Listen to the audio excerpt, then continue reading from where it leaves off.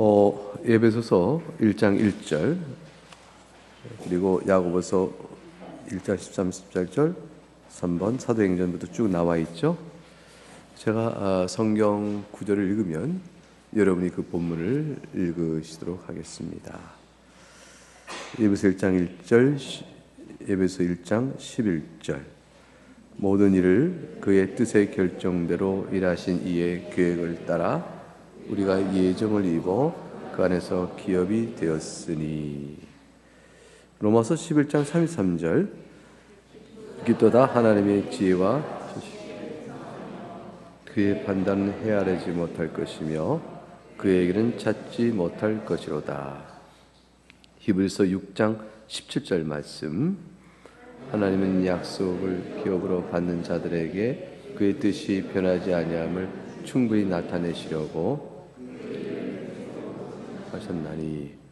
로마서 9장 15절과 18절 말씀 모세에게 이르시되 내가 긍휼히 여길 자를 긍휼히 여기고 불쌍히 여길 자를 불쌍히 여리라 하셨으니 그런즉 하나님께서 하고자 하시는 자를 긍휼히 여기시고 하고자 하시는 자를 완악하게 하시니라. 우리가 여기서 읽은 4절 그러니까 로마서 9장 15, 18절까지 따지면 다 5절인데 이 말씀이 신앙고백서 1번 각주가 있는 데까지 첫 문장까지의 근거 구절입니다. 신앙고백서 1절에 나와 있는 1번 각주 있는 데까지의 진술문을 한번 읽어보겠습니다. 시작. 하나님께서 영원부터 자신의 의지에 지극히 지혜로우며 거룩한 경륜에 의하여 일어나게 될 어떤 일이든지 자유롭게 그리고 변치 않게 작정하셨다. 거기까지만 우선 읽었습니다. 이 말씀 속에 담겨져 있는 내용은 이 진술이 과연 타당한가라는 것은 방금 읽었던 성경 구절에 의해서 그 근거가 제시됩니다.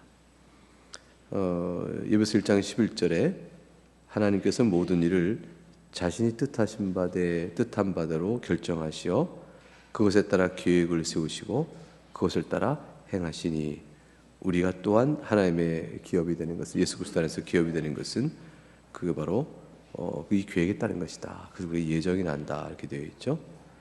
그리고 로마서 11:33절에 읽었던 말씀이 이를 일들을 행하신 것은 지극히 지혜로우신 일에 의한 것이다 라는 걸 설명하므로 본문에 자신의 의지에 신앙고 진술문에 자신의 의지에 지극히 지혜로우며 이렇게 말했습니다.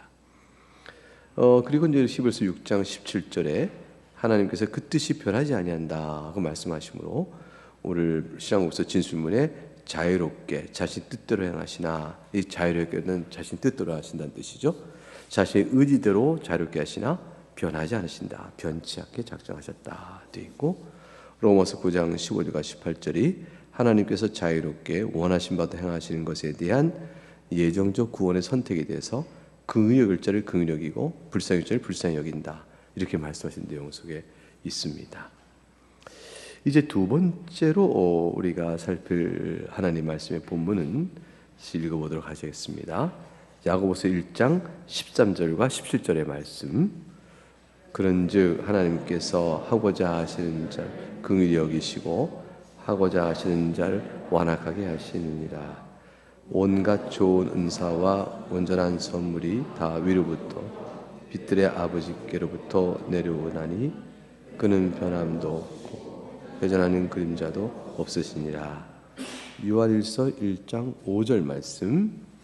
우리가 그에게 듣고 너에게 전하는 소식은 이것이니 곧 하나님은 빛이시라. 그에게는 어둠이 조금도 없으시다는 것이다. 여러분 이제 외선시험고서 1장 진술물 2번을 성경 구절을 갖고 있는 진술의 토대는 진술이 이렇게 기록되어 있어요. 그로 인하여 하나님께서 죄의 조성자 되신 건 아니다 하게 되어 있어요. 죄의 조성자는 죄를 일으키는 자가 되는 거죠. 죄를 만들어 일으키시는 분.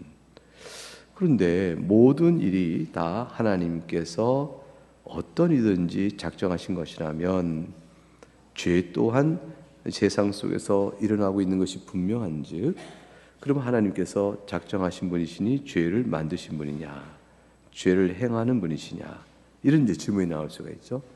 그래서 그렇지 않다라고 말씀합니다. 그래서 이제 야고보서 1장 17절에 그는 변함도 없으시고 회전하는 그림자도 없으시다. 변치 않으시고 요한일서 1장 5절에 어둠이 조금도 없으시다. 이렇게 되어 있으므로 하나님은 지극히 거룩하시고 온전하시고 죄를 만드신 분이 아닙니다. 그럼에도 불구하고 어찌하여 세상에 또 죄도 있는 것일까? 이게 궁금하지요? 시작적 사고를 해야 되는 것이죠. 다시 3번 이제 각주에 있는 내용 그 부분을 한번 읽어보도록 하겠습니다. 사도행전 2장 23절 말씀. 그가 하나님께서 정하신 뜻과 미리 아신 대로 내준 바 되었거늘 너희가 법 없는 자들의 손을 빌려 못 박아 죽였으나. 마태복음 17장 12절 말씀. 내가 너에게 말하니 엘리야가 이미 왔을 때 사람들이 알지 못하고 임의로 대우하였도다. 인자도 이와 같이 그들에게 고난을 받으리라 하시니. 사도행전 4장 27에서 28절 말씀. 과연 헤롯과 본디오 빌라도는 이방인과 이스라엘 백성과 합세하여 하나님께서 기름 부으신 거룩한 종 예수를 거슬러 하나님의 권능과 뜻대로 이루려고 예정하신 그것을 행하려고 이 성에 모였나이다. 요한복음 19장 11절 말씀. 예수께서 대답하시되 위에서 주지 아니하셨더라면 나를 해할 권한이 없었으리니 그러므로 나를 네게 넘겨준 자의 죄는 더 크다 하시니라. 잠언 16장 33절 말씀. 제비는 사람이 뽑으나 모든 일을 작정하기는 여호와께 있느니라. 이러한 말씀들은 다음과 같은 신학적 진술을 가능케 했습니다. 그것은 다시 3장 1절 쌍고백서에 보게 되면 2번 각주 뒤에 피조물의 의지를 침해하신 것도 아니다. 그러니까 하나님께서 작정하셨으나 피조물의 의지가 침해되지 않는다. 그리고 제2원인이라는 것은 제1원인을 하나님으로 보고 제2원인은 만드신 피조계 안에서 벌어지는 일들의 원인을 의미해요. 그럼 만드신 피조물 사이 안에서도 인과관계가 있을진데 인과관계의 즉 원인이 되는 것들을 제2원이라 합니다. 근데 제2원인은 자유롭게도 행하고 인간의 경우 그렇죠. 인간이 자유의지가 있으니 어떤 일을 행할 때 인간의 자유의지가 행한 일에 대한 원인이 됩니다. 근데 이것은 제2원인이죠. 피조물의 자유로운 인격에 따라 행한 것이니까. 그리고 우발성이 있다. 이것은 예상치 못하게 벌어지는 일이에요. 이런 일을 의도하지 않았고 또 그런 일이 어떻게 됐는가 싶은데 제2원인의 상관관계 안에서 예기치 못하게 일어날 일들입니다. 자유는 의도성이 있으나 우발성은 의도성이 없는 거죠. 의도하지 않은 채 예상치 못하게 벌어지는 여러 일들, 또 드물게 일어날 일들, 이런 일이 왜 있을까 생각지 못한 일들, 우발성이에요. 이런 것들이 제거되는 게 아니라 오히려 확립된다. 그러니까 하나님께서는 작정하셨지만 피조물의 의지가 침해되는 것이 아니니 자유로 침해하지 아니하시고, 또 우연히 일어나는 제2원인의 상관관계 안에서 우연히 일어나는 것, 예기치 못하게 일어나는 것, 이런 일들은 다 있게 하시면서 주님께 작정한 대로 이끌어 가신다. 이제 신비로운 진술을 하게 된 것입니다. 자, 그래서 이제 성경의 본문을 보니까 사도행전 2장 23절에 정하신 뜻과 미리 아신 바도 내준 바 되었으니, 그러면 이건 결정론적이잖아요. 그런데 너희가 넘긴 것이라 이렇게 말하고 있거든요. 인간의 자유로운 행위의 사실을 인정하고 그 책임도 묻는 형태가 되어졌단 말이죠. 마태복음 10장 12절에도 엘리야가 이미 왔을 때 사람이 알지 못하고 임의로 대우하였다. 인간의 죄 책임이 있어요. 자기 원하는 바로 행했다는 것이죠. 하나님께서 이미 말씀하신 대로 일이 이루어졌지만 그러나 인간이 임의로 행했다. 그래서 사도행전 4장 28절에 보게 되면 거룩한 종 예수를 거슬려, 그 다음 28절에 하나님의 권능과 뜻을 이룬다. 이게 작정된 일이죠. 그런데 그것을 행하려고 이 성에 모인 것은 그들의 자유의지예요. 그래서 인간의 자유를 전혀 침해하지 않은 채 하나님의 작정하신 바가 이루어지고 있음을 성경이 말씀하고 있습니다. 요한복음 19장 11절에도 예수님께서 나를 해하는 저들의 죄의 책임을 말하면서도 이 일들이 위에서 주신 것이 아니면 이루어지지 않는다라고 말씀하시므로 하나님의 작정의 뜻에 따라 되는 것임을 분명하게 말씀하고 계시죠. 그래서 그러나 나를 너에게 넘겨준 자의 죄는 더 크다 하시니까 죄가 크다는 것은 죄의 책임이 있다는 것이고 죄의 책임은 자유로운 인격 활동에 따라 주어지는 것이에요. 짐승에게 죄의 책임을 묻진 않죠. 짐승은 본능에 따라 움직일 뿐. 그래서 그들이 이제 자유의지에 따라 선택적으로 움직이는 것이 아니에요. 인간은 원하여 행하는 자유선택적 입장을 그대로 갖고 있기 때문에 그 죄의 책임이 더 크다. 그러니까 하나님께서 작정한 바대로 위에서 허락하여 되어진 일이 인간 안에서 벌어질 때는 자유롭게 행해지고 있다. 제비를 사람이 뽑으니까 제비는 정말로 예기치 않은 우발적인 거죠. 이게 왜 나한테 왔지? 그러니까 포카를 할 때 나한테 패가 잘 들어왔네. 제비 볼 때 이것 봐, 내가 이겼다. 승 동그라미 넌 X. 이렇게. 이런 일들은 사람이 미리 의도하여 결정하지 못하죠. 의도하여 결정하면 이거는 뭐가 돼요? 제비 뽑기가 어떻게 돼요? 사기다 이렇게 되는 거 아니에요. 그러한 것들이 아니고 순수하게 확률적으로 되어질 따름인데 그 확률에 있어서 내가 바라던 결과 나한테 딱 온다? 이런 것도 다 우발적인 거예요. 그런데 이 일은 다 하나님께서 작정한 때에 따라 이루어진다. 이 우발적인 사건들이 하나님의 작정 속에 있다. 이렇게 되어지는 것입니다. 그래서 만물이 만드신 하나님의 뜻 가운데 있다는 이 사실을 고백하고 있습니다. 믿기 어렵죠. 그런데 제비 뽑는 일도 그럼 이거 하나님께 다 되어지는 대로 되는 거야? 이렇게 우발적인데 근데 어느 병사가 활을 쐈는데 화살이 우발적으로 아합의 갑옷 솔기 사이를 탁 맞춰서 아합이 결국 죽게 되어져요. 하나님의 예언이 성취되어집니다. 예언이 성취된 과정을 보니까 우발적인 제2 원인 안에서는 우발적인 일이에요. 누구도 아합을 탁 하나님의 작정을 이루려고 아합을 노리고 이래서 나도 모르게 쐈는데 이렇게 되는 거 아니에요. 그러니까 제2 원인 안에서는 판단하기 어려운 일들이 벌어진 일도 있는데 하나님의 차원에서는 그것 또한 작정된 일이다. 이렇게 됩니다.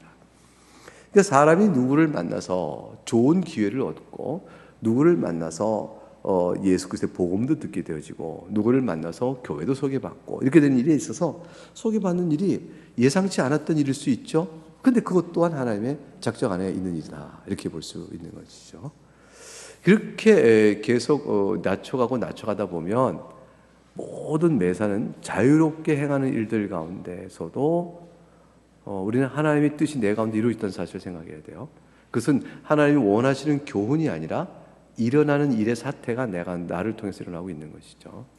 그러니까 살아 숨쉬는 것도 사실은 하나님께서 허락하시는 시간 동안 사는 것이라는 걸 알 수 있어요. 살아 숨쉬는 거 이렇게 숨 쉬고 살고 있잖아요. 생명이 이어지고 있는데 아마도 우리는 내일도 살겠죠. 한번 다음 주에 다시 볼 수 있을 것 같습니다. 이런 것들은 우리가 결정하고 있지만 하나님께서 우리에게 다음 주 다시 모일 수 있도록 대부분 여기 있는 거의 모든 사람에게 하나님께서 특별한 뜻이 없으시면 그렇게 이렇게 이끌어 가실 거예요. 그러니까 하나님께서 주시는 힘 가운데서 하는 거죠. 세상은 그렇게 되는 것이다. 이거를 믿음으로 갖는다는 것은 우리에게 통치하시고 다스리시는 하나님의 주권에 대한 강력한 고백이 되어지는 것이에요. 하나님께서 모든 것들을 존재케 하시고 움직이게 하시고 그를 다스려 가시는구나. 그러면 뭐 이렇게 사나 저렇게 사나 내 마음대로 사는 것. 그럴 때 이제 자유를 향한 하나님의 교훈이 주어지고 교훈에 따라 순종과 불순종에 책임을 묻는 하나님의 공의로움이 작용되어지고 그 책임을 왜 묻습니까? 라고 되물어볼 수 없는 제2 원인의 자유로움이 여전히 살아있다는 사실, 이게 또 이제 신비로운 일이죠. 그래서 모든 일을 하나님의 뜻 가운데 정하신 바도 문제이지만 죄의 책임은 사람에게 남는 거예요. 이제 이런 신비로운 고백을 요 신앙 고백서 3장 1절에서 이렇게 고백하고 있는 겁니다. 그 내용을 좀 더 살펴보도록 하겠습니다. 2장 2페이지 맨 위부터 보겠습니다. 본절은 크게 두 가지 내용을 담고 있습니다. 담고가 아니라 담고인데, 하나는 하나님의 영원한 작정의 사실과 하나님의 영원한 작정이 정말이야 라는 것, 그 하나하고, 그 다음에 그 작정의 특징은 무엇인지, 그리고 하나님께서 작정을 해야 하시는 그 방식이 하나님 편에서는 어떠한지, 그리고 둘째는 하나님의 작정과 제2원인들의 관계는 어떠한지, 이런 것들을 이 짧은 진술 안에서 말씀하고 있습니다. 먼저 첫째 내용과 관련해서 하나님의 주권을 고백하는 개혁신학은 하나님께서 하늘과 땅을 창조하시고 그 가운데 일어나는 모든 일을 영원전부터 작정하셨다, 이것을 또한 믿습니다. 이 작정이 그때그때 대응하는 것이 아니고 이미 그렇게 하셨다라는 일이에요. 그러니까 지금 우리가 살아가는 우발적인 일들, 그것도 영원전부터 작정되었다. 이 인간의 인식과 사고, 그 사물과 사물의 운영 체계를 바라보는 그 인간의 지식의 범위 내에서는요, 도무지 납득이 되질 않아요. 이게 어떻게 영원전부터 미리 지금 내가 있는 살아가는 동안에 내 자유로운 활동과 또 우발적으로 당하는 일도 영원전에 미리 작정된 거라고. 그 영원이라는 것은 시간의 개념으로 보게 되면 영원전에 이렇게 생각할 수 있는데, 그게 아니라 시간 역사를 시작하기 이전의 초월적 차원에서, 이런 뜻이에요. 시간 역사가 시작되는 시간관념이 아니에요. 시간이라는 것을 만드신 하나님께서는 이미 창조 역사를 시작하기 전에 그의 계획 안에서, 그러니까 하나님께는 서프라이즈가 없어요. 하나님께는 예상치 못한 일이 없어요. 이럴 줄 몰랐다, 그것이 없습니다. 하나님께는 놀라실 일이 없으셔요. 하나님께서 만일 놀랬다 하시면 우리의 순종을 기뻐하시는 표현을 우리에게 알아듣도록 하시는 말씀일 뿐이에요. 하나님의 그분 되심에게는 예상치 못한 일, 사태가 잘못된 일, 계산착오, 이런 것은 없으십니다.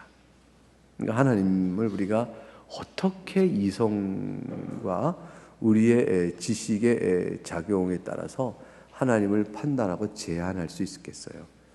근본적으로 이 모든 것들은 뭘 뜻하냐면, 이렇게 쭉 설명을 듣고 나면 너무 모르겠다, 너무 신비롭다, 각각은 알겠는데 하나님은 실수가 없으시고 착오가 없으시고 모든 것을 작정하셨다. 그럼 하나님과 그러실 거야, 알겠는데, 또 우리는 자유롭다. 그래, 그것도 내가 먹고 싶은 거 먹으니까 알겠는데, 근데 이게 둘이 어떻게 조화가 되는가?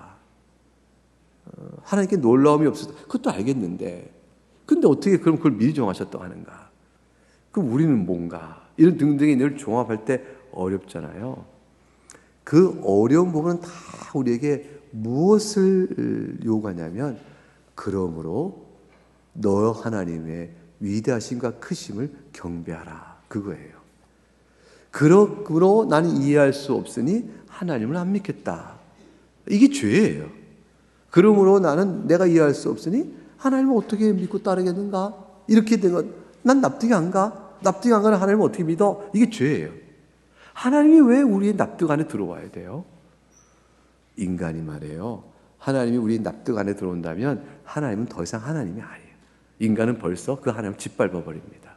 어리석은, 타락한, 부패한 자들. 하나님은 온 이 우주의 큼을 보면서 인간이 너무 벅차잖아요. 그러면서 엉뚱한 소리 하죠. 이 우주에는 우리 말고 또 인간의 생명체가 있을 거야. 그렇지않을까? 이렇게 많은 우주가 우리만 위해 존재한다면 낭비야, 뭐 이렇게 얘기한다. 갈세, 이건 무신론자죠. 불가지론적 무신론자예요. 근데 그것은 어리석은 얘기죠. 한 가지 이유가 있잖아요. 왜 이렇게 큰 우주 만드셨을까요? 이게 왜 낭비가 아닐까요? 우리를 위해서 존재한다 할지라도 하나님의 크심을 찬양하도록 하시는 거거든요. 얼마나 큰 하나님인가를 알도록 하시는 거거든요. 그러니까 우주는 클수록 좋은 거예요. 근데 큰 우주가 피조물에 불과하다는 사실 앞에서 압도적인 경외감 속에 하나님을 찬미하게 만드는 거예요. 이게 미시세계 들어가도 마찬가지예요. 전자세계, 원자세계 이렇게 쭉 들어가도 너무너무 우주보다 더 큰 세계가 펼쳐져요. 이상하잖아요. 그 속에 또 다른 공간의 크기가 있어요. 이 관찰할 수 있는 능력이 큰 것만큼 미시세계 안에 펼쳐지는 어마어마한 공간의 크기, 점도 안 되는 그 크기 안에서 이게 너무 놀랍잖아요. 이상하잖아요. 하나님 찬양하게 만드는 것이죠. 인간 자체의 아름다움과 특별성. 인간이 어떤 사람이 피아노를 잘 쳐요. 임윤찬, 조동진, 또 막 조성진 막 피아노 쳐. 피아노 너무너무 잘 치잖아요. 야, 인간이 어떻게 저렇게 피아노를 잘 칠 수 있을까? 또 그 작곡한 사람의 위대성. 야, 그 모든 것들의 은사의 탁월성은 하나님의 크심을 보게 하는 거예요. 그러니까 이 모든 것들은 다 그런 것이므로 신비로움은, 하나님의 작정에 대한 신비로움은 하나님의 찬미의 이유인 것이지, 하나님께서 모순적이고 비합리적이고 인정할 수 없으니 하나님을 믿을 수 없다라고 나가면 안 된다는 거예요. 그게 이제 마귀적인 것이죠. 그러므로 하나님은 장차 일어날 모든 계획을 영원적으로 작정하심을 우리가 믿어야 하는 것입니다. 이어서 보겠습니다. 하나님의 작정이란 이렇게 정해 내릴 수 있는 거죠. 하나님 작정, 그다음 읽어봅니다. 문장 하나를 시작. 시간 안에서 장차 일어날 모든 미래의 일들을 이미 영원 전부터 정하시는 하나님의 목적과 계획과 뜻을 의미합니다. 그러니까 하나님께서 무슨 목적이 있으시겠지. 하나님께서 행하시는 일은 계획 가운데 일어나는 일이야. 그리고 그 뜻이 있으셔. 이게 다 하나님의 작정 안에 포함되는 말들입니다. 교훈의 뜻도 작정 안에 들어있고, 그 다음에 그 뜻을 이루어가시기 위한 방편을 정하시는 설계구조, 그게 계획이죠. 그것들도 그렇고, 그걸 왜 이렇게 하시는가? 목적, 그게 다 하나님의 작정 안에 들어갑니다. 하나님께서는 자연적 세계와 영적 세계를 비롯한 모든 그의 창조 영역 안에서 미리 정하신 그의 계획에 따라서 하나님의 주권적 의지를 행사하신 것이죠. 곧 하나님 작정이란 성경이 이른 바처럼 하나님께서는 계획을 가지고 모든 일을 그의 뜻의 결정대로 일하시는 분이시며, 하나님께서는 허락하지 아니하시면 참새 한 마리라도 땅에 떨어지지 아니할 것이라는 영적 사실을 의미하고 있는 것이에요. 그래서 우리는 이 세상에 있는 것들을 보면서 자 보세요. 참새가 떨어졌어요. 왜 떨어졌나? 참새가 실수했네요. 참새가 실수를 했어요. 원숭이도 나무에서 떨어진다. 실수한 거죠. 자, 보통 안 떨어지도 떨어졌어요. 그럼 그 일도 우리는 분명히 인과관계를 찾아볼 거예요. 그 참새 떨어진 참새를 딱 알아봤더니 이 참새가 다리가 탁 움켜줘야 되는데 그 중에 하나가 부상을 당해가지고 어떤 일인지 움켜줄 힘이 약했다. 바람이 흔들리니까 이게 떨어졌다. 설명을 할 수가 있어요. 설명했으니까 하나님이 하신 게 아니다. 이렇게 말하는 것은 하나님의 작정과 제2원인의 컴패티빌리즘, 그러니까 상호 같이 갈 수 있는 그런 원리를 모르는 것이에요. 하나님이 작정하셨음에 그 일이 되어지는데, 하나님께서는 강제로 작정을 실행하지 않으시고, 잘 생각하세요. 제2원인을 따라 작정을 실행하세요. 제2원인을 따라 작정을 실행하셔요. 그러니까 나뭇잎이 떨어져요. 하나님의 작정에 따른 거예요. 이 수많은 나뭇잎 떨어지게 다 하나님 작정하신다고? 이 말이 돼? 잘 생각하세요. 제2원인에 따라 작정을 실행하시니, 그러니 나뭇잎이 마르고 영양이 부족하고 나무는 겨울 내내 자신을 보호하기 위해서 잎을 떨어뜨려 에너지 소비를 줄인다. 자, 제2원인의 식물학적인 관찰을 해내서 그걸 설명해냈어요. 맞아. 거기까지는 제2원인이에요. 그래서 그 일들이 하나님이 창조하신 세계를 이게 작정하고 계시고 그걸 운행하시고 이끄시고 있기 때문에 하나님의 능력에 따라 모든 일이 제2원이 작동하고 있는 거죠. 그 일이 다 이루어져요. 그런데 우리는 생각하죠. 왜 저 나무는 떨어지고 저 가지는 아직 안 떨어지고 이건 떨어지고 이걸 하나님이 일일이 정하셨단 말이야 생각하는데 그건 말이 안 된 것 같거든요. 그런데 보세요. 어느 땐가는 그게 탁 들어올 때가 있어요. 어느 땐가는. 왜냐하면 어느 사람이 그림을 그리는데 하나님께 기도했죠. 하나님, 제가 어떤 이 식물 나무를 그리면서 나무를 통해서 뭔가를 의미를 깨닫고 뭐 그걸 그려내고자 하는데 어느 순간에 잎이 떨어지는 어떠한 장면을 바라보고 인사이트 얻고 거기서 그림을 그리는 영감을 얻었다. 이 사람은 나뭇잎이 떨어지는 제2원인의 우발적 사건을 통해서 하나님께 기도하고 이끌음받았던 통찰력이라는 목적성이 이루어지는 거예요. 섭리의 목적성. 그러니까 그 사람을 이끌어고 발견하게 하는. 만일 이게 사실이라면 뉴턴이 나무 사과 떨어진 걸 보고 만유를 발견했다고 말하는 것이 이게 진짜인지 아닌지 모르겠어요. 근데 그런 에피소드가 전해져요. 만약에 진짜라면 이게 충분히 가능한 거예요. 사과가 떨어진 거를 뉴턴이 뭐 딴 때 못 봤겠어요. 근데 그날 들어오는 순간 고민했던 문제 사고에 바로 통찰이 딱 들어오면서 서로 산에 당기는 힘? 이걸 본 거죠.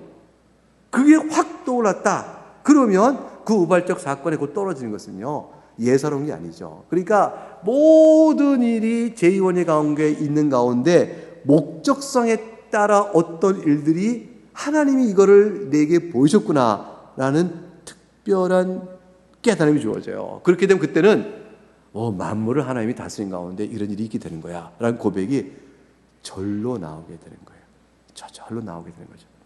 그래서 인간은 하나님께서 만물의 제2원인의 관계를 이루어가게 되면서 이 일들이 정말로 하나님이 다스리고 있다는 사실을 알게 하는 일은 기도하는 자는 알고요. 또 목적성에 따른 기도한 목적성을 보게 되기 때문에 그것들을 알게 되어지면서 좀 이제 믿음이 더 견고해진다 볼 수가 있겠죠. 그렇게 되는 것입니다. 그래서 이제 그렇다면 다음 달로 보겠습니다. 이런 하나님의 작정은 몇 가지 특징이 있습니다.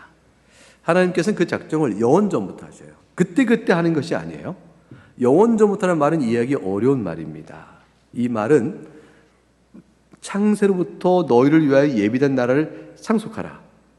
마태복음 25장 34절 말씀, 또 에베소 1장 4절 말씀, 곧 창세전에 그리스도 안에서 우리를 택하사라는 말씀, 또 디모데후서 1장 19절, 오직 자기 뜻과 영원전부터 그리스도 예수 안에서 우리에게 주신 은혜대로 하심이라 라는 등의 구절에서 우리가 창세로부터, 창세전, 영원전부터 이런 표현들이 각각 나오죠. 번역상에 다 있는 이 말 전부가 다 영원을 뜻해요. 그러니까 시간을 초월하신 하나님의 일을 말합니다. 시간 안에서는 판단하기 어려운 부분이죠. 시간을 초월하여. 창세전에. 창세전이라는 말은 세상이 시작된 그 시점보다 시간적 앞선 때다를 말하는 것이 이제 어디 갔어요? 그때문에 아닙니다. 그러니까 시간의 창세전의 것은 하나님이 천지를 지으셨느라 시간 시작 째깍째깍 할 때 그 째깍보다 앞선 것 이거 다 시간적 개념이에요. 이런 개념이 아니고 논리적으로는 전후 개념이 있지만 창세전이라는 것은 시간의 시작이 있었던 처음보다 이전에라니까 이미 시간을 넘어서는 이전이에요. 그러니까 논리적으로 전후를 설명하지 실제 시간 전후 개념이 아니에요. 그러니까 논리적으로 이렇게 이해해보고 난 다음에 그게 뭘까? 이거 잘 모르죠, 우리는. 그래서 우리는 이게 시간을 초월했다라고 보는 거죠. 시간이 만들어지기도 이전이란 논리적 개념으로 시간을 초월하여 이렇게 설명합니다. 또 영원전부터 할 때 영원보다 앞선 어떤 때가 있을 수 있는 게 아니죠. 그 영원 안에서나 영원전보다 같은 말이에요. 영원 안에서나 영원전은 다 같은 말이에요. 주의할 것은 이러한 표현들이 시간 안에서 어떤 일들이 앞뒤로 이어져 나오는 것 같은 어떤 순서를 의식하며 말하는 것이 아니라는 사실입니다. 그와 반대로 시간이라는 것이 있기도 이전에 있었던 일을 뜻합니다. 너희를 위하여 나를 예비하신 일이나 그리스도 안에서 우리를 택하신 일이나 그리스도 예수 안에서 우리에게 은혜를 주신 일은 모두 하나님께서 천지를 창조하심으로 시간이 시작되기도 전에, 창조하심으로 시작된 시간 안에서 이루어진 일이 아니고, 시간이라는 것이 존재하기도 전에 시간 바깥에서, 시간을 초월한 상태 속에서 이루어진 일이죠. 이건 상상의 한계예요. 상상의 한계. 우주 바깥, 이거 상상의 한계거든요. 근데 이제 물리학자들은, 천체 물리학자는 우주 물리를 하면서 우주 끝이 있다고 생각해요. 우주 끝은 뭡니까? 모르죠. 우주 안에 있는 자가 우주 끝을 어떻게 상상하겠어요? 우물 안의 개구리, 우물 안에 갇혀서 본 게 전부인 사람은 우물 바깥은 상상을 못 하잖아요. 우리는 일종의 갇혀진 세상에 있는 거죠. 우리 안에서는 갇혀 있으나, 그러나 하나님과의 관계에서 열려진 세상. 하나님은 이걸 개입을 하시니까. 그래서 하나님께 열려져 있는 세계가, 우리는 요 질서 안에 갇혀져 있는 상태로 있거든요. 그런데 이 갇힌 세계 바깥에 하나님이 영혼 안에 행하신 일이 있다는 걸 바라보는 이 우주관, 세계관은 어디서 오느냐? 성경에서 오는 거예요. 그래서 우리는 우물 안의 개구리가 아니라 우물 안 바깥을 이해할 수 있는 사람이 되어진 거죠. 진리에 따라서. 그래서 사람들이 안 믿는 거죠. 안 믿는 거예요. 그 안에 갇혀 있는 것만을 보는 사람들이니까. 그래서 하나님의 작정이라는 것은 우주 밖을 얘기하고 있는 것이고, 시간 밖을 얘기하고 있는 것이고, 그것이 과연 우주 안에, 시간 안에 벌어진 모든 일의 사태에 대한 설명이고, 그 설명은 목적성을 알게 하고, 뜻을 알게 하고, 그리고 무릎 꿇게 함이 있게 돼요. 그러니까 하나님을 경배한다는 게 그런 것이에요.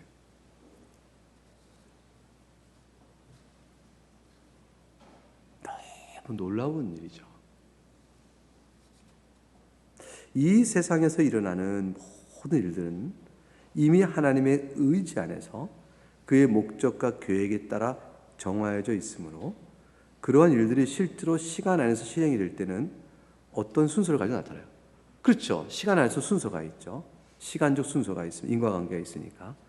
그러므로 각각의 시간적 차이를 가지고 실행되는 일들에 대한 하나님의 작정도 어떤 시간 차이가 가지고 된 것이 아니냐? 그렇게 생각이 들 수 있죠. 근데 그건 착각이에요. 작정은 시간을 넘어서 있고요.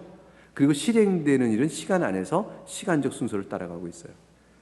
그러나 이처럼 시간 안에서 일하는 실행의 순서가 마치 하나님의 의지 안에서도 이미 어떤 시간적 순서를 따르고 있는 걸 생각하면 안 됩니다. 하나님은 무시간성이요, 초시간성이에요. 하나님과 그의 작정은 시간의 순차적 흐름에 종속되지 않습니다. 그러니까 하나님은 과거, 현재, 미래가 하나라고 우리가 하나님의 속성을 공부하면서 배웠거든요. 이게 뭐냐면 시간의 그 무시간성이요, 초시간성 때문에 그런 거예요. 그러니까 하나님의 작정하신 건 우리의 이해의 원리에 따르면 논리적 순서일 뿐이지 시간적 순서는 아닙니다. 이렇게 말하는 수밖에 없어요. 근데 논리적 순서도 하나님에게서는요, 논리적 순서로 한 것보다 하나님은 더 높은 차원의 지식의 원리가 있어요. 왜냐하면 논리에 따라 하나님은 모든 걸 알지 않으시거든요. 우리는 논리가 있어야 이해가 되고 지식이 얻어져요. 근데 하나님은 모든 지식을 그냥 아셔요. 그분 자신이 진리고 지식이기 때문에 설명해서 이러니까, 그러니까 이렇지, 그러니까 모순론에 따라서 이 두 개는 같이 있을 수가 없어. 뭐 이렇게 논리 법칙에 따라서 그러니까 둘이 같이 있으면 안 되네. 그러니까 이건 거야. 이거 이렇게 해야 우리는 이치를 깨달아요. 하나님은 그러한 논리 법칙에 따른 것에 대해 구애받지 않아요. 그걸 그냥 그런 순서가 아니라 그냥 아셔요. 하나님께서는 우리에게 논리를 주셨는데 그 논리를 회방하는, 어긋나는 일을 하지는 않으셔요. 그 논리를 넘어서는 일에 대한 초논리적인 일은 있어요.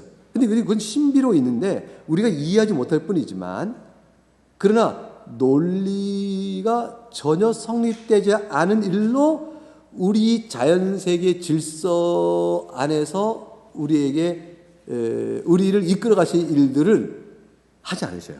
그러니까 기적이 일어나는 일들은 애초부터 초논리적 사건들이에요. 그러나 오디너리, 보통의 표준적인 일상의 섭리는 논리성을 해치지 않은 채 하셔요.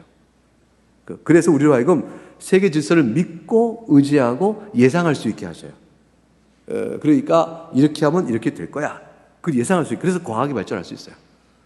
사물의 법칙이 이렇게 돼. 그러니까 이렇게 된다고. 논리가 들어가잖아요. 사물의 법칙을 발견하고 그걸 이해했다는 것은 사물 세계에 심겨진 하나의 작용 원리가 인간의 인식의 논리적 과정하고 이렇게 맞아가기 때문에 지식이 되고 그 지식을 활용하여 다른 사람에게 말할 수가 있어요.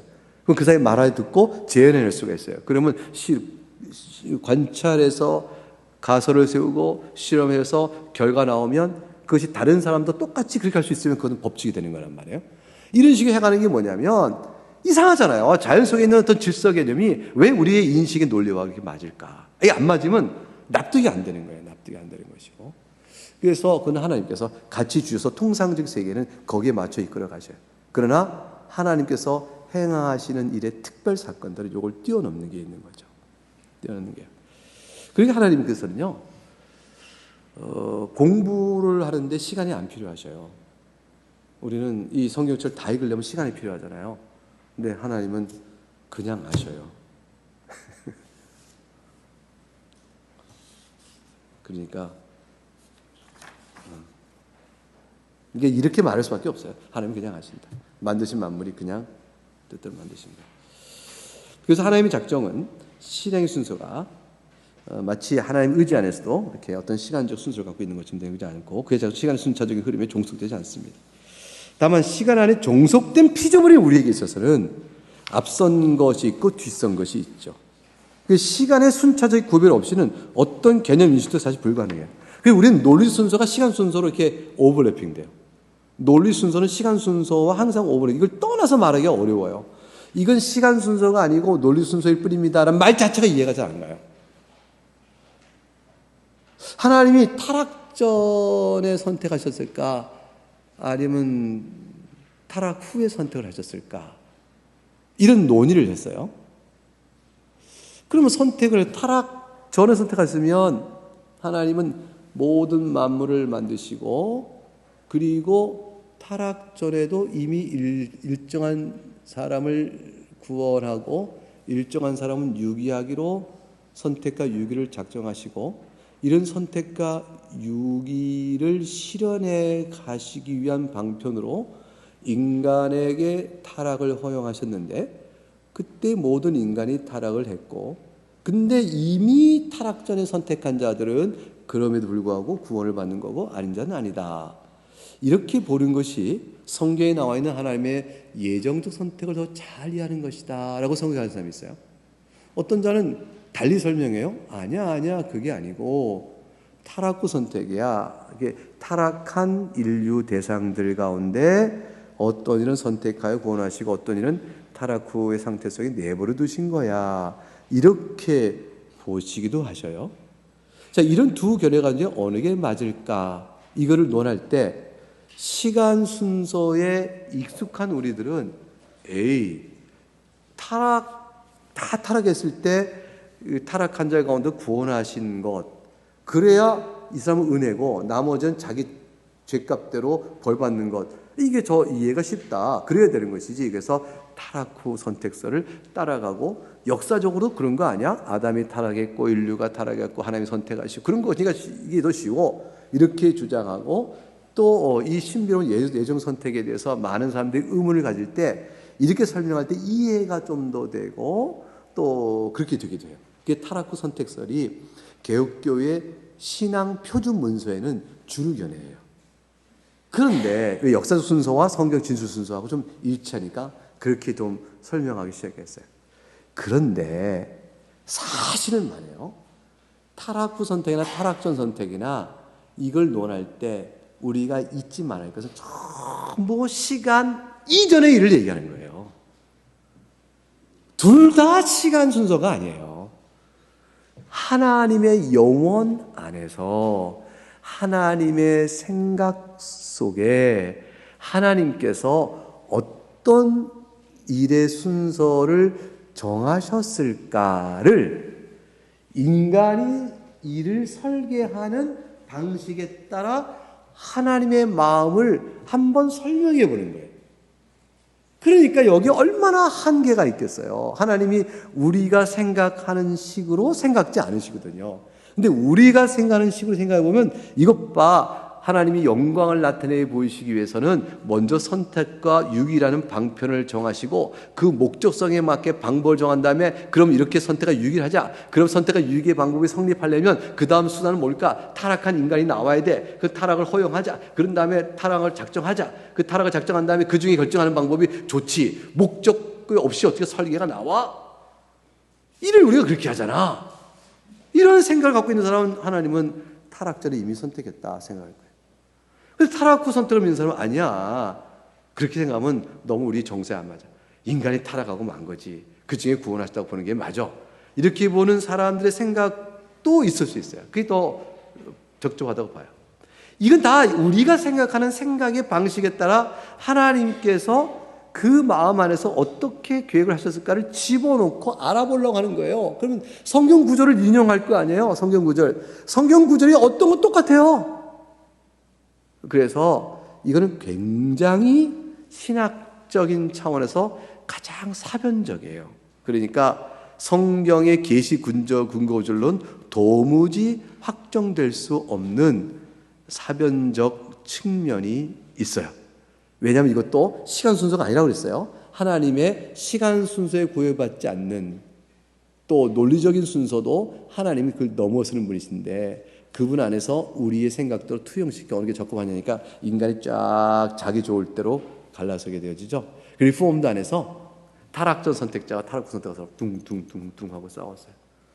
서로 심지어는 얼마까지 싸웠냐면 칼을 뽑고 싸우자 이렇게까지. 아니 이거 목숨 걸 일이 아니거든요. 그래서 그러지 말아라 이렇게 다독거렸죠. 돌투총회에서 있었던 일인데 그것까지는 아니다. 알미니안들이 예정적 선택에 반발하니까 그들이 가장 많이 비판하는 것은 타락전 선택에 대한 비판이었는데 타락 후 선택으로 설명을 다 해도 알미니안이 이것도 못 받았어요. 왜냐하면 어차피 시간 안에 실제 사건이 있기도 전에 하나님의 영혼 안에서 이루어진 일이고 또 인간의 어떤 일을 반영치 않고 선택하시니까 이 알미니안은 한 가지 얘기하는 거예요. 인간이 행할 무엇과 선택은 인과 고리가 있어야 된다. 그게 알미니우스고 리폼들은 타락자나 타락 후나 하나님께서 주권적으로 하신 일이야. 구원받을 자를 구원하신 일은 이게 차이점이에요. 이게 차이점이에요. 그래서 인간 편에 무엇을 보지 않고 구원하신 거예요. 여러분 우리 오늘 주일 아침 설교 본문에서 하나님은 그냥 선택하신 거예요. 야곱에게서 요셉에게서 그 아들들에게서 무슨 선한 것을 보고 선택하셔요? 성경 어디에 너의 선함을 보고 내가 선택했다 하셔요? 그거 없죠. 없어요. 하나님 선택하신 거예요. 그게 이제 리폼드예요. 그러니까 이제 이런 모든 것들은 시간의 그 무엇과 결정되는 게 아니고요. 하나님 안에서 이루어진 일들은 시간에 인한 자연적인 제2원인 무엇과 연관시켜서 하나님의 결정을 설명하려고 하면 안 되는 거예요. 세상 있기도 전에 이미 하시는 일인데 그리고 그 하실 모든 일의 작성 속에서 하나님이 제2원인과 관련지어 하려고 하지는 않으셔요. 이미 하나님의 선택은 주어지고 있는 거예요. 작정도 하나님 뜻 가운데 하시는 일이에요. 그러니까 이제 우리가 열심히 노력했더니 결과를 얻었어요. 열심히 노력해서 100점 맞았어요. 와! 이것 봐. 100점이란 하나님의 작정은 내가 열심히 노력한다는 것을 이 조건으로 해서 결정하신 거야. 이렇게 얘기할 거예요. 인간은 그렇게 말하고 싶어요. 인간은 그렇게 말하고 싶어요. 그런데 잊지 말 것은 아니요. 천만에요. 100점은 하나님이 그냥 먼저 결정하신 일이에요. 그럼 내 공부하는 건 소용없습니까? 아니 소용이 있지. 그건 뭐예요? 그게 제2원인이야. 제2원이라는 방편으로 100점 맞을 수 있을 만큼 열심히 노력한 거지. 이 노력을 하나님께서 미리 하니까 100점 주겠다고 작정하신 게 아니란 말이에요. 하나님 편에서 작정하신 일의 이유를 우리에게서 찾아가지고 주시는 게 아니고 어떤 일을 하나님이 작정하셨는데 그 일이 이루어지게끔 제2의 원인의 방편을 우리에게 또한 작정하신 것뿐이에요. 그러니까 하나님은 목적성이 먼저예요. 그 목적성에 대한 실현을 제2원인 가운데 주시는 거예요. 제2원인 또한 하나님 작정 안에 있어요. 그러나 하나님은 항상 목적성이 먼저예요. 우리에게 무엇을 주시려고 부지런하게 하시는 거예요. 우리에게 이스라엘에게 가나안 땅 정복을 하게 하시려고 이스라엘 백성에게 용기를 주시는 거예요. 이스라엘 백성에게 지략도 주시는 거예요. 이스라엘 백성이 지략을 짜니까 그러면 가나안 땅 정복할 만하니 주겠다 이렇게 되는 게 아니에요. 인간 편에 뭔가가 이유 때문에 그러면 이렇게 해야겠네. 인간이 이렇게 해야겠네. 끌려다니시거나 사후 약방만 인간에 따라서 하나님 평가하시며 주시는 게 아니고 일의 목적성을 이루시기 위하여 그 일에 합당한 인간의 자유, 죄의 원인들을 우발적인 것, 필연적인 것, 그것도 쓰시는 거예요. 다 그런 거예요. 오늘 여러분이 오늘 이 말씀을 들어요. 이 말씀을 통해 여러분의 어떤 궁금한 숙제가 풀렸다고 생각하면 여러분 하나님께서는 그 은혜를 주시려고요. 오늘 설명을 듣게 하시려고 걸음 붙드신 거예요. 여러분이 여기 나오니까 그걸 알게 하나님께 이렇게 그렇게 된 게 아니에요. 그래서 우리는 하나님께 나를 향한 은혜 주심과 그거에 따라 나에 향한 자유와 살아가는 모든 일을 하나님 제2 원인으로 사용하신다. 이렇게 보는 거죠. 모든 것이 하나님 뜻을 이루어가는 과정인 것이죠. 여러분 이거 믿을 수 있겠어요? 이거를 겸손하게 믿고 나가는 것이 개혁신학의 가르침이고 이게 성경의 궁극적인 가르침이고 이게 바로 뭐냐면 내게 주신 모든 게 주님의 은혜입니다 라고 고백하는 것이에요. 그러다 보니까 부지런함도 은혜구나 이렇게 하는 거죠. 부지런함을 주셔서 결과를 보게 하신 거구나 그렇게 하는 거예요. 그래서 그 다음 달락 3쪽에 봅니다. 하나님 작정은 또한 지혜롭고 거룩합니다. 이 고백은 하나님께서 작정하신 일은 그의 지혜와 거룩에 따라 이루어지는 이름을 표현합니다. 꼭 기억하세요. 모든 일은 하나님의 지혜 가운데 있고 그 일은 거룩함에 따라 이루어집니다. 하나님의 작정이 그의 계획에 따라 이루어진다고 고백할 때 그의 계획이라는 말의 원어적 의미는 의도성과 결심 그리고 협의와 같은 뜻이 담겨져 있습니다. 따라서 하나님의 작정은 성부, 성자, 성령 하나님 사이에 상호 교통을 통해서 이루어진 영원부터 만물을 창조하신 하나님 사이에 감춰진 비밀의 경륜이며 또한 영원부터 우리 주 예수 그리스도 예정하신 뜻이기도 한 것이죠. 성부, 성자, 성령 사이에 작정의 뜻에 불일치는 없어요. 이게 신성의 하나됨이에요. 신성의 단일함으로 위격이 셋인 그분 사이에 의논과 협의는 사실 하나예요. 위격적으로 의논하시나 모든 것의 완전한 일치를 이루십니다. 이러한 뜻과 목적을 이루어가는 방편들을 잘 보세요. 뜻과 목적을 이루려면 방편이 필요하죠. 이 방편이 뭐냐면 제2 원인이니까요. 시간 속에 실현될 때 제2 원인들을 정하시는 것도 하나님의 작정이에요. 그런 것이에요.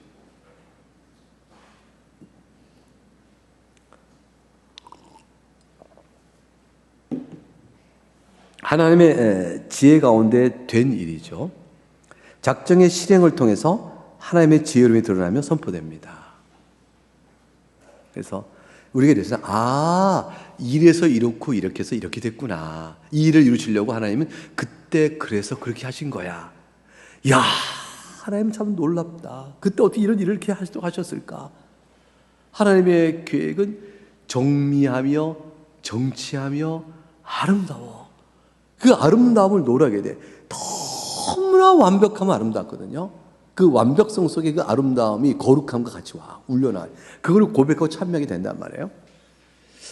그러니까 이제 나중에 창세기 보면 요셉이 총리가 되어 이스라엘 백성을 이렇게 그 야곱의 아들 70여 명 가나안 땅으로 이렇게 가나안 땅에서 예고로 불러와 이렇게 행하시는 구원 역사를 보게 되면 세상에 오늘 봤던 창세기 37장 1절 11절의 말씀부터 시작되어진 요셉의 성정과 성미와 그때 베풀어진 은혜와 형제들의 불시기와 다툼과 그 가운데 야곱의 부족함 이 등등이 얽혀서 이렇게 참 덕습지 못한 것들이 얽혀서 결국은 합력할 그럼에도 선을 이루어가신 하나님의 놀라운 섭리는요 하나하나 인간 됨됨이 바라보면 하나님의 놀라운 이 작정을 이루어가신 손길을 보잖아요.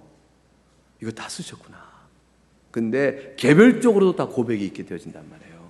그러니까 전체적으로도 있고 개별적으로도 있고, 이 모든 이 복잡한 단계 안에 다 이루시는 그 작정의 실현을 통해 이루시는 그 아름다운 목적 실현을 우리가 다 어떻게 다 해야겠어요. 그러니까 이가 이제 우리가 영적 눈을 뜨고 제각하고 알면서 하나님을 찬미할 소재가 무궁무진한 거죠.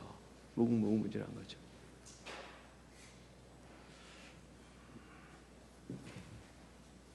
그래서 시편 104편 이렇게 선포했습니다. 104편 24절 한번 읽어봅니다. 시작. 여호와여 주께서 하신 일이 어찌 그리 많은지요. 주께서 지혜로 그들을 다 지으셨으니 주께서 지으신 것들이 땅에 가득하나이다. 그냥 감동스러워서 이렇게 찬양해요. 바울이 찬양을 들었지 하나님의 판단을 헤아리지 못하며 그의 길은 찾지 못할 것이며 이것은 그의 판단에 담겨있는 하나님의 지혜와 지식이 실로 깊고 풍성하기 때문입니다. 나 하나의 개인 인생 속에서도 주께서 나와 함께 동행하셨다. 여호와는 나의 목자시다. 이 고백 하나 속에서 그 고백해 나간 여러 일들이 다 있잖아요. 이거를 점점 많이 알고 정말로 인정하고 정말로 찬송하는 그 순도성이 깊어진 만큼 신앙이 자란 거예요. 순도성이 깊어진 만큼 정말 자란 거예요. 그러니까 거꾸로 보면 세상에서 볼 때는 가장 하나님의 선하심을 고백할 수 없는 처지와 삶을 살고 난 사람이 도리어 그걸 통해 하나님을 찬미하는 일이 벌어진다면 세상이 이해가 안 되잖아요. 그 사람의 신앙의 순도성이 얼마나 높냐면 세상이 보는 관점을 넘어서는 하나님이 자신해 준 목적성의 실현을 그걸 꿰뚫어 보고 있는 거죠. 그러니까 낮고 비참한 처지에서 하나님의 선하심과 예수 그리스도의 은혜의 부여함을 본단 말이에요. 그러니까 낮고 비참할 때 그리스도는 더욱 강해진다라는 걸 보는 관점에서의 신앙의 이 깊이는요. 이거는 뭐 놀라운 거죠. 놀라운 거죠. 그러니까 인생을 바라보고 한 생을 살아가는 동안에 몸이 있기 때문에 몸이 있는 우리는 등 따숩고 배부르고 건강하고 물질과 또 지식에 일정한 만족도가 있고 이렇게 평안히 살아가기를 누구나 다 바랍니다. 근데 이 바라는 소망 때문에 알아야 될 영적인 귀한 교훈과 찬미의 내용을 손실받는다면 어느 걸 선택하는 게 낫냐 그거예요. 그래도 몸 편한 게 좋겠습니다. 이해가 되는 말인데 그건 우리가 정하는 것이 아니에요. 하나님께서 각각이 주실 은혜의 분량에 따라서 주셔요. 그러니까 정말로 여러분 한 인생 살았는데 다시 삶을 이렇게 하고 싶다는 것들이 많을 수 있어요. 다시 살아보면 난 좀 더 하나님을 기쁘게 하는 인생을 살고 싶어. 내 인생 흑역사가 많아. 그거 다 지우고 싶어. 그럴 수도 있고요. 내가 좀 더 그때 이렇게 살아서 내가 이렇게 했으면 더 좋은 결과를 봤을 텐데 나 그 돌아가고 싶어. 공부를 좀 더 열심히 할 걸. 뭐 등등등. 아니야 내 은사가 있는데 그걸 한번 나가볼 걸. 뭐 별 생각 다 후에 한번 생각하면 그 인생 설계가 있을 수 있어요. 여러분 그거 다 쓸데없는 생각이에요. 쓸데없는 생각. 지금 하나님 주신 분량 안에서 은혜의 이 깊이를 알아가려고 주 앞에 구하여 나가면 돼요. 구하여. 하나님 주신 분긴 만큼 은혜가 있어요. 그래서 어떤 일은 바울 사도가 받은 그 은혜의 분깃은 우리하고 비교하지 않을 만큼 커요. 근데 바울 사도가 겪은 고난은 우리하고 비교하지 않을 만큼 커요. 이게 하나님께서 주시는 은혜가 참 커요. 저는 이제 나면서부터 금수저 물고 태어나서 평생 금수저로 밥을 먹다가 인생을 마친 사람은 그 또 대물려 2대, 3대, 4대 내려온다면 3대쯤 가면 알기나 할까? 2대는 그렇죠. 2대는 선대 아버지가 하신 일들을 잘하면서 볼 수도 있기 때문에 아버지가 근심했던 일들을 봐요. 근데 2대는 3대 가면 안 보여 그게. 그때 3대 때 타락 사건이 많이 일어나죠. 재벌들 보세요. 다 타락하 3대 때. 그걸 지켜가기 어렵잖아요. 이 많은 것을 가진 사람은 이 은혜의 깊이를 알아가기에 너무 환경적으로 어려워요. 천재성을 가진 사람이 미쳐버리는 것도 이해가 가. 그거 안 그러면 그거 어떻게 하나님을 이해할까? 풍족과 그 하나님은 오직 하면 너희가 가나안 땅에서 풍족하고 부욕해 될 때 하나님을 잊을까 염려하여 주께서 말씀하시 경고를 하시잖아요. 그 가나안 땅에서의 젖과 꿀이 흐르는 땅에서의 누림, 그 누림 때문에 인간은 그래요. 그래서 여러분 삶에 대한 너무 좌절과 낙심과 상처와 아픔 때문에 너무 힘들어하지 마셔요.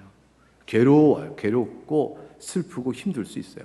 근데 이것을 통해 주시는 은혜를 바라보시고 그 받은 은혜를 멋지게 누리셔요. 힘있게 누리셔요. 그 안에 기도로 누리시고 이렇게 견뎌가셔요.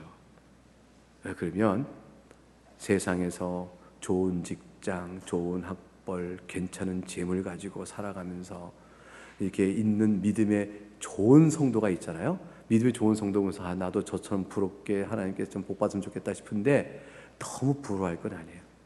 그분은 그분대로의 은혜가 있고 여러분 나름대로 은혜가 있는데 누가 더 큰지는 모르는 거예요.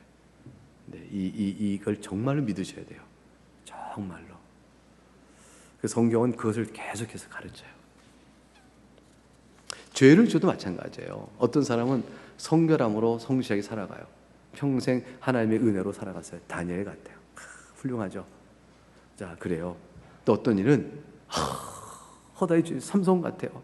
이거 뭐 사사인데 죄를 온갖 져요.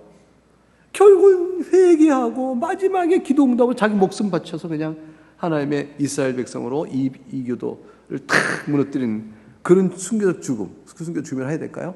그 죽음으로 자기 살아생전 죽인 것 더 많은 수를 죽임으로 사사 역할을 하고 말아요. 죽어서 하는 사사 역할을 해야 됐던 삼손의 그 비참한 한 인생, 영적으로 덕습지 않죠. 근데 누가 더 나을까? 사무엘과 이게 비교해 보면 각각의 분량이 있는 거죠. 그래서 하나님의 은혜를 배워가는 방식이 각 다른 거예요. 근데 우리는 어떻게 되든 간에 이 은혜를 깨닫는 것이 모든 신앙과 인생의 본분이다라는 거예요. 그걸 알아가는 것입니다. 그렇기 때문에 주어진 인생의 분깃을 감사히 여기고 그 안에서 성도로서 힘있게 사는 것이에요. 그게 정말 중요합니다. 그래서 하나님의 작정 안에 드러나는 하나님의 지혜로움은 실로 피조물로서 측량할 길이 없는 실로 깊고 풍성하여 어떤 피조물도 감히 범접할 수 없는 높고 높으신 하나님다움을 나타내십니다. 그것은 작정을 이루는 하나님의 계획과 의도와 결심이 실로 거룩하다는 것을 또한 고백하게 합니다. 하나님께서는 이성적 피조물이 마땅히 행할 규범을 정하여 주신 분으로서 거룩하실 뿐만 아니라 홀로 완전하신 분으로서 영광의 거룩함을 나타내신 분이십니다. 그 아름다움과 거룩이 절정으로 빛나는 것이죠. 하나님 그의 작정 안에서 모든 목적하신 바를 이루어가는 그의 깊고 풍성한 지혜와 모든 일을 합력한 선을 이루어가는 하나님의 절대적 완전성을 드러내는 그러한 거룩함을 담고 계십니다. 그렇기 때문에 하나님의 작정은 취소되거나 변경되는 일이 없어요. 전능하신 하나님의 지혜의 완전성과 거룩함의 영광은 마치 하나님께서 작정하신 일에 어떤 오류나 실수, 후회함 등이 있거나 또는 작정을 하였으나 실행 능력이 없어서 취소하거나 변경하실 일이 있을 수 없음을 보증하고 있습니다. 여러분의 선택도 하나님 여러분을 사랑하신 그 사랑이 작정 안에 있기 때문에 절대로 하나님 취소하지 않으셔요. 하나님은 영혼 안에서 이미 모든 일을 그의 지혜로 완전하게 계획하실 뿐 아니라 그 계획을 능히 이루실 수 있고 또한 진실하게 이루시는 분이십니다. 저는 제가 이걸 읽으면서 제가 이 글을 썼다는 게 놀라워요. 내가 지금 이런 글을 어떻게 썼나? 이 문장을 내가 어떻게 작성했지? 이게 정말로 내가 쓴 건 맞나? 이게 너무도 놀라운 얘기를 쓰고 있어요. 제가 읽으면서 제가 다른 사람 글을 읽는 것 같은 느낌이에요. 공명되고 있어서요. 제가 고백하고 신학 공부하고 성경을 통해 쓰고 정리했죠. 간단하게 설명하기 위해서 정리했어요.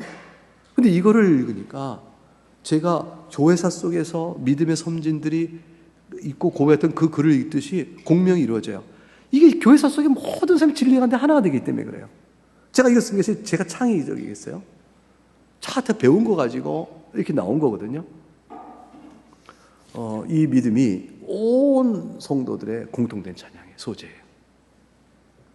신앙 고백서는 하나님이 이런 작정을 실행하심에 있어서 하나님의 자신의 기쁘신 뜻 이외에 다른 어떤 조건이나 이유에 의하여 행하신 일이 없음을 고백합니다. 이게 중요해요. 하나님 그분의 뜻 외에 다른 어떠이나 조건의 이유 때문에 그렇다면 이렇게 그 조건이면 이렇게 하자는 것이 아니에요. 그 목적성에 대한 제2원의 방편일 뿐이지, 목적성을 실현하는 수단으로서의 방편을 정하실 뿐이지, 그걸 넘어서서 하나님의 목적성 자체를 저것 때문에 정하시고 저것 때문에 정하신 게 없어요. 하나님의 목적은 하나님 스스로 정하셔요. 이거 제가 너무 빨리 얘기했는데 이거 잘 이해하셨죠? 조아랑 교우님 이해하셨죠? 너무 훌륭해요. 조아랑 교우가 그렇다고 몇 번 꼬 끊을 때마다 내가 막 힘이 나요. 막 그날. 근데 옆에 남편 송아무개 교우는 반응이 없어요. 아닌 것 같은데 꼭 그럴 것 같은 느낌으로 압박을 받아요. 미안해요. 사실과 다르게 말해서. 하나님께서는 원래 뜻이 없으시나 피조물 때문에 그럼 그렇게 해야지 라고 정하시는 목적이나 뜻이 없어요. 하나님이 주권이에요. 하나님이 정하셔요. 그 일을 이루는 방편을 우리에게 주시는 거죠. 근데 우리는 착각하죠. 내가 이런 방편을 행했으니까 하나님이 결과적으로 뒤에 오시는 거죠. 하나님의 목적이 앞서는 것이지 하나님의 목적이 우리 뒤에 있는 게 아니에요. 하나님 행하신 일이 뒤에 있는 게 아니에요. 이 일을 꼭 기억하셔요. 신앙고 목사가 그래서 하나님께서는 그의 작정을 행하시니 곧 자유롭게 행하시는 거예요. 그의 뜻 가운데서. 신앙고에서 교백하는 교훈은 두 가지입니다. 하나는 하나님께서는 하나님 자신 이외에 다른 어떤 것에 강압이나 요구해서 어떤 일을 작정하셔야만 하는 의존적인 분이 아니십니다라는 거예요. 하나님의 주권성이라는 게 그런 거예요. 그 다음에 그리고 또 다른 하나는 하나님의 작정은 하나님의 의지에 속한 일로서 하나님께서 기뻐하시는 자신의 뜻에 따라서 이루어진 것이라는 영적 사실입니다. 하나는 하나님 스스로, 하나는 다른 것에 강요나 강압을 받는 것이 아닌 것. 하나님을 조건화시킬 수 없어요. 하나님을 피조물이 조건화시킬 수 없다니까요. 내가 이러니까 하나님 이렇게 할 수밖에 없고, 내가 이러니까 하나님 저기 있어. 이렇게 하나님을 조건화시킬 수 없어요. 내가 믿으니까 하나님 나를 구원할 수밖에 없죠. 이게 아니에요. 하나님 나를 구원하시고요, 구원하시기로 작정하셨고 그 일을 실행하기 위해서 하나님이 정하신 제2원인의 관계 안에서 나에게 믿음을 주신 거예요. 그리고 내가 믿게 됐고 믿어서 나를 구원하신 일의 목적이 이루어지는 것이에요. 그러니까 여러분의 믿음은 나를 사랑하여 구원하기로 하신 하나님의 목적성을 실현하는 제2원의 방편의 역사가 우리 안에 있도록 하신 일이죠. 그 일을 성령 하나님께서 우리에게 열어주고 계신 거예요. 하나님 하신 일. 여러분, 그래서 신앙을 안다는 것은 어마어마한 일이에요. 내가 믿나이다 라고 같은 거지만 어마어마한 일이에요. 여러분 말씀 듣고 은혜로 마음이 젖어요? 엄청난 사건이에요. 내가 신자로 교회에 속해 있다? 이건 우주 창조가보다 더 큰 일이에요. 어마어마한 사건이에요. 하나님께서 내 안에 그의 뜻을 이루시고 계십니다. 여러분 하나님의 자녀가 된 거예요. 이것을 시시하게 보거나 이것을 가벼이 보거나 이랬다 저랬다 퉁퉁대거나 어리석기 짝이 없는 거죠. 그 어떤 것과도 바꿀 수 없는 것입니다. 하나님께서 이것이나 또 혹은 저것을 작정하도록 강요하거나 원인적으로 작용할 그 어떤 것도 있을 수가 없으며 하나님은 오직 하나님 자신의 자발적 깊은 뜻만이 그의 작정의 원인일 뿐임을 교훈합니다. 자, 마지막 문제 같이 읽어보겠습니다. 시작. 하나님의 의지만이 하나님의 의지의 원인일 뿐이기 때문에 하나님의 작정적 원인도 또한 하나님의 의지 곧 하나님의 뜻일 뿐입니다. 샬롬. 왜? 우리는 하나님 왜 그렇게 작정하셨습니까? 답이 뭐죠? 하나님의 뜻이 그러니까. 아니 그러니까 하나님의 뜻이 왜 그러냐고. 하나님의 의지가 그렇게 결정하신 건데, 아니 하나님의 의지가 왜 그렇게 결정하셨습니까? 하나님이 작정을 그렇게 하셨기 때문에 이게 계속 그 안에서만 놀아요. 왜냐하면 그 말과 바꿨지만 하나님 그분 자신이 하나님 모든 작정에 스스로 원이실 뿐이야. 더 이상의 질문의 답은 없어요. 왜냐하면 그것이 궁극적인 답이에요. 제2원인의 어떤 이유를 들어서 말하는 것은 그것이 하나님을 움직이는 원인이나 이유가 아니기 때문에. 제2원인 다 뭐라고요? 방편이에요. 방편. 작정을 실행하신 수단이에요. 여러분, 이거 믿으셔야 됩니다. 예, 이것이 신앙이에요. 이것이 여러분 생활 속에 적용할 때 그 안에서 굉장히 아름다운 믿음을 봐요. 감동은 어린 믿음을 봅니다. 이렇게 보게 되었습니다. 예, 다 같이 찬송하시겠습니다.